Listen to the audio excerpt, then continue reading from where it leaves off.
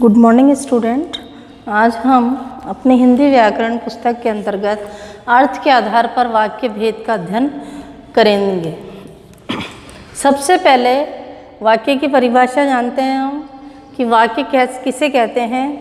पदों के व्यवस्थित रूप तथा ऐसे पारस्परिक मेल को जिसमें पूर्ण अर्थ का बोध हो तथा जिसमें कर्ता, कर्म और क्रिया की व्यवस्था हो, वो वाक्य कहा जाता है। अब वाक्य के प्रकार में दो प्रकार आएंगे, एक तो अर्थ के आधार पर और एक रचना के आधार पर।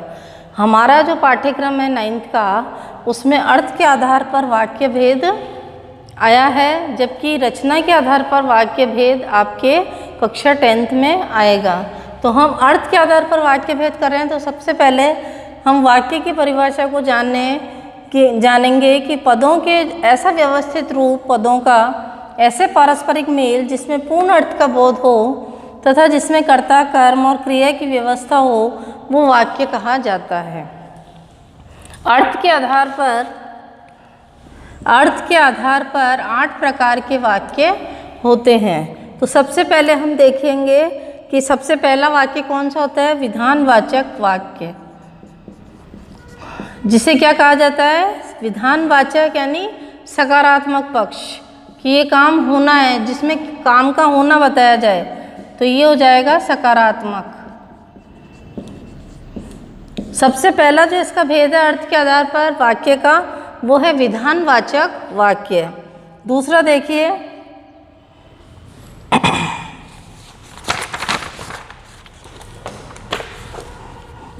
निषेधवाचक वाक्य। निषेधवाचक वाक्य जिसमें किसी न किसी काम का करने का न करने का बोध हो, जिसमें कोई ना कोई काम नहीं हो रहा है, तो वो नकारात्मक आ जाएगा। इसमें यहाँ पर निषेधता, न का प्रयोग हो तो वो नकारात्मक हो जाएगा। तो सबसे पहले विधानवाचक वाक्य, फिर निषेधवाचक वाक्य। तीसरा देखिए, प्रश्नवाचक वाक्य। प्रश्नवाचक वाक्य। चौथा, इच्छावाचक वाक्य। इच्छावाचक वाक्य। पांचवा, संदेहवाचक वाक्य। संदेहवाचक वाक्य। छठा, आज्ञावाचक वाक्य।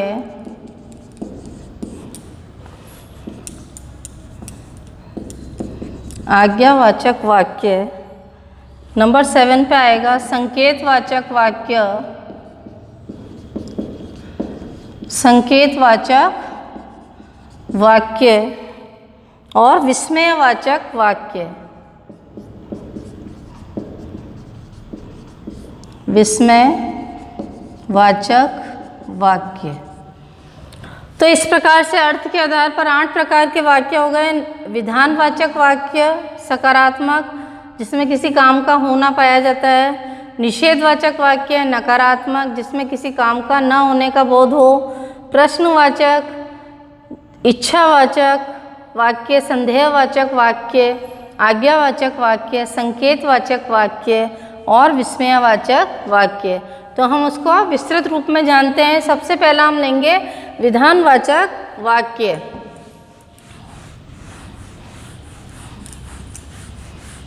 तो देखिए, इसमें विधानवाचक वाक्य जिसका पक्ष क्या होगा, सकारात्मक।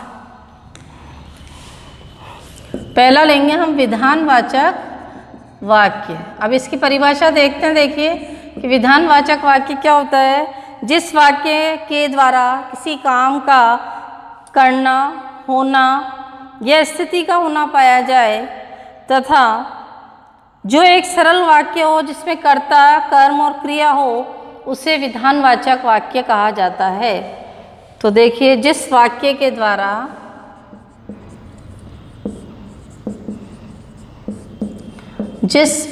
के द्वारा किसी काम का करना,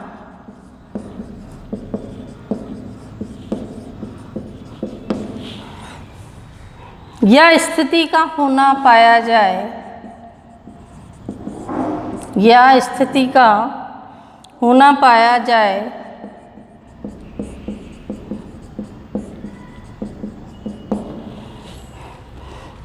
या एक सरल वाक्य, या एक सरल वाक्य जिसमें कर्ता, कर्म और क्रिया आए और क्रिया हो, उसे विधानवाचक वाक्य कहा जाएगा। उसे विधानवाचक वाक्य कहा जाता है। जिस वाक्य के द्वारा किसी काम का करना या स्थिति का होना पाया जाए, या एक सरल वाक्य जिसमें कर्ता, कर्म और क्रिया हो, उसे विधानवाचक वाक्य कहा जाता है। इसके उदाहरण देखेंगे हम। जैसे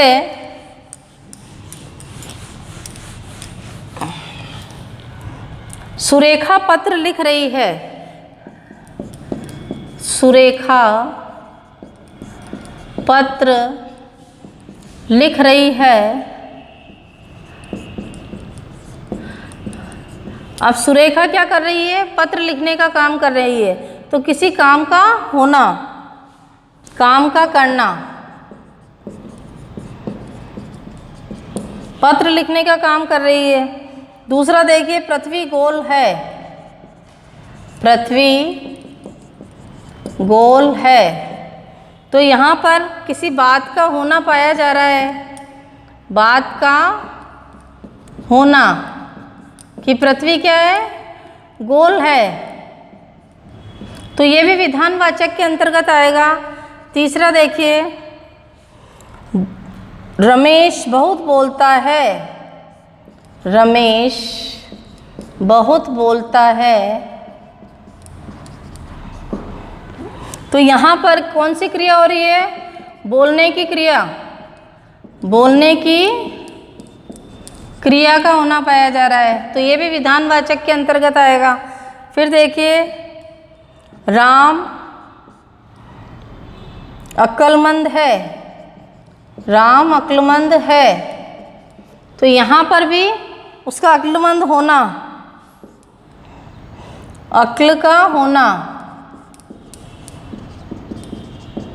तो ये भी विधानवाचक वाक्य के अंतर्गत आएगा कि जिस वाक्य के द्वारा किसी काम का करना या स्थिति का होना पाया जाए, या एक सरल वाक्य हो जिसमें कर्ता, कर्म और क्रिया हो, उसे विधानवाचक वाक्य कहा जाता है। जैसे सुरेखा पत्र लिख रही है, ये काम का करना हो गया। पृथ्वी गोल है, ये बात का होना हो गया।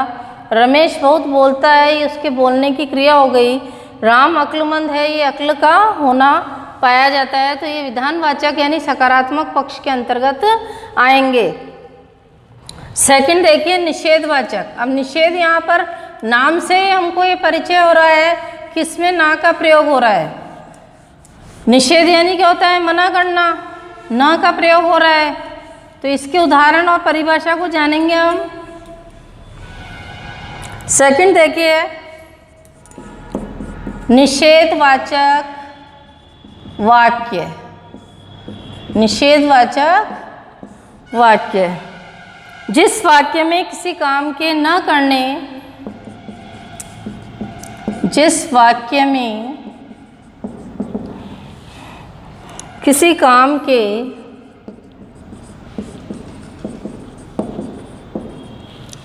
न करने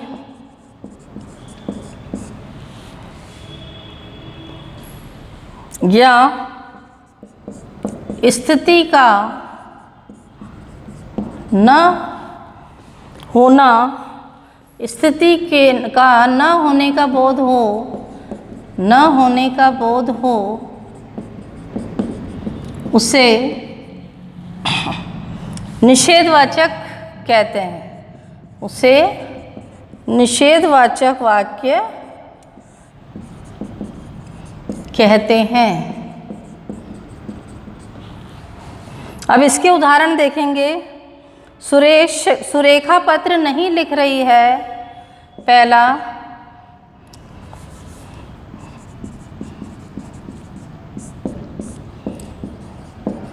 सुरेखा पत्र नहीं लिख रही।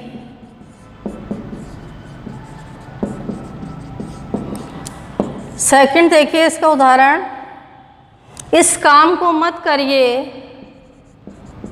इस काम को मत करिए। तीसरा देखिए, मयंक ने खाना नहीं खाया। मयंक ने खाना नहीं खाया। फिर देखिए, कूड़ा सड़क पर मत फैलाओ। कूड़ा सड़क पर मत फैलाओ। ठीक है बच्चों, तो ये निषेधवाचक के अंतर्गत आएगा। जिस वाक्य में किसी काम के न करने या स्थिति का न होने का बोध होता है उसे निषेधवाचक वाक्य कहते हैं। जैसे सुरेखा पत्र नहीं लिख रही है, इस काम को मत करिए, मयंक ने खाना नहीं खाया, कूड़ा सड़क पर मत फैलाओ। तो ये सब निषेधवाचक वाक्य के अंतर्गत आएंगे जिसमें न होने स्थिति का या किसी काम के न होने का बोध हो रहा है, इसीलिए ये निषेधवाचक वाक्य कहलाएंगे। अगला देखिए, तीसरा जो पॉइंट लेंगे हम,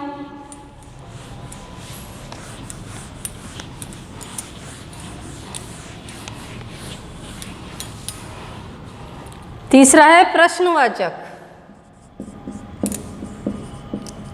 प्रश्नवाचक वाक्य। तो प्रश्नवाचक वाक्य क्या होता है कि जब वाक्य में प्रश्न किया जाता है और जिसमें क्या, कब, कौन, कहाँ, कैसे इसका प्रयोग होता है, किसका, किसके लिए, किस लिए, तो वो सब प्रश्नवाचक शब्द जो आते हैं वो प्रश्नवाचक वाक्य कहलाएंगे। जब वाक्य में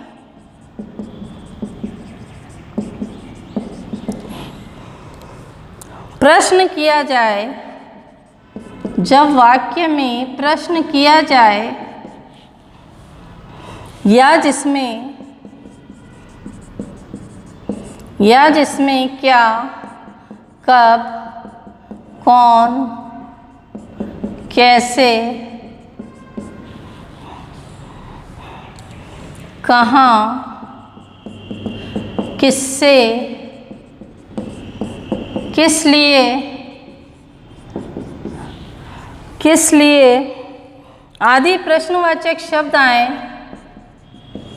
आदि प्रश्नवाचक शब्द आए तो वह प्रश्नवाचक वाक्य कहलाएगा। तो वह प्रश्नवाचक वाक्य कहलाता है। अब इसके उदाहरण देखेंगे। उदाहरण, कल तुम्हारे साथ कौन था। तो यहाँ पर कौन आया है तो ये भी प्रश्नवाचक वाक्य कहलाएगा। कल तुम्हारे साथ कौन था, तो ये प्रश्नवाचक के अंतर्गत आ रहा है। दूसरा देखिए, तुम घर जाकर किससे मिले। अब यहाँ पर भी प्रश्नसूचक चिन्ह लगाएंगे। तुम घर जाकर किससे मिले, तो ये भी प्रश्नवाचक वाक्य हो जाएगा। तीसरा देखिए, कल तुम्हारे पिताजी, क्या तुम्हारे पिताजी डॉक्टर हैं। क्या तुम्हारे पिताजी डॉक्टर हैं, तो ये भी प्रश्नवाचक के अंतर्गत आएगा। गुंजन घर कब आएगी। गुंजन घर कब आएगी। तो यहाँ पर भी प्रश्नवाचक चिन्ह आ जाएगा। तो प्रश्नवाचक वाक्य क्या होते हैं कि जब वाक्य में प्रश्न किया जाता है जिसमें क्या, कब, कौन, कैसे, कहाँ, किस लिए, किससे आदि प्रश्नवाचक शब्द आए तो वह प्रश्नवाचक वाक्य कहलाता है। जैसे कल तुम्हारे साथ कौन था, तुम घर जाकर किससे मिले, क्या तुम्हारे पिताजी डॉक्टर हैं, गुंजन घर कब आएगी। तो ये सब प्रश्नवाचक वाक्य के अंतर्गत आ रहे हैं। अगला देखिए,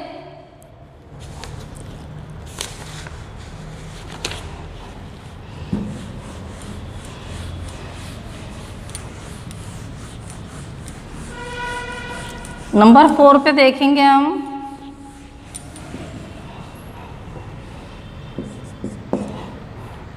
इच्छावाचक वाक्य। इच्छावाचक वाक्य। अब इच्छावाचक वाक्य में क्या होता है कि जिस वाक्य में कोई इच्छा हो, आशीर्वाद हो कि हम चाहते हैं कि तुम्हारा अच्छा हो, या कोई शुभकामना दे रहे हो, आशीर्वाद हो आदि का बोध हो, तो उसे इच्छावाचक वाक्य कहा जाता है। कि जिस वाक्य से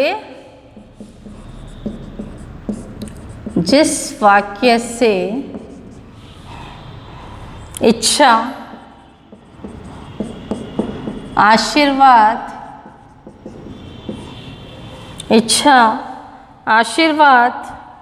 शुभकामना का बोध हो, उसे इच्छावाचक वाक्य कहा जाता है।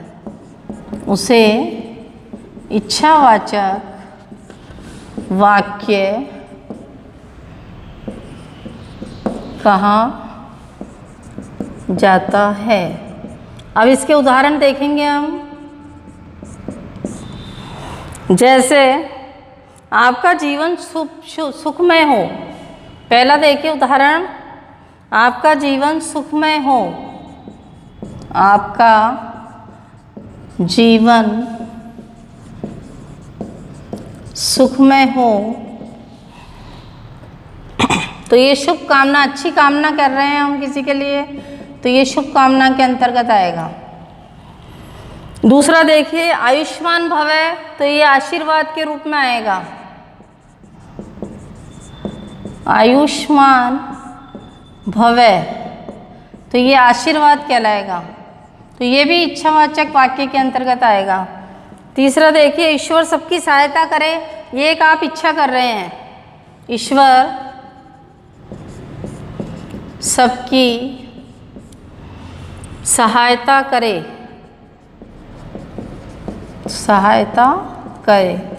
ये आप इच्छा आएगा। इच्छा के अंतर्गत आएगा कि आपकी इच्छा है कि ईश्वर सबकी सहायता करे। फिर देखिए, काश मेरे पास कार होती, तो ये भी आप इच्छा कर रहे हैं। काश मेरे पास कार होती, काश मेरे पास कार होती, तो ये भी इच्छा के अंतर्गत आएगा। तो इच्छावाचक वाक्य क्या होता है कि जिस वाक्य में इच्छा, आशीर्वाद, शुभकामना का बोध हो, उसे इच्छावाचक वाक्य कहा जाता है। जैसे आपका जीवन सुखमय हो, शुभकामना दे रहे हैं, आयुष्मान भवः, ये आशीर्वाद के रूप में आ जाएगा। ईश्वर सबकी सहायता करे, ये भी एक इच्छा कर रहे हैं प्रकट। काश मेरे पास कार होती, ये भी आप एक इच्छा रख रहे हैं कि काश मेरे पास कार होती। तो ये सब इच्छावाचक वाक्य के अंतर्गत आएंगे। अगला देखिए, 5वां